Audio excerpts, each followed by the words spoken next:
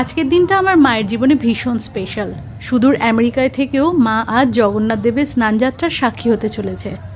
আমাদের এখানে স্নানযাত্রা সোমবার দিনকে হলেও ওখানে আজই পালন হচ্ছে।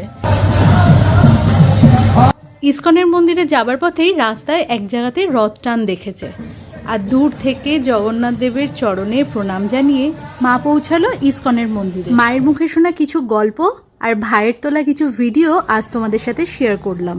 মা আমাকে গল্প করছিল, মন্দিরে যখন পা রাখলো, পা রাখতেই চারিদিকে তখন হরিনাম সংকীর্তন আর করতালির ধ্বনি।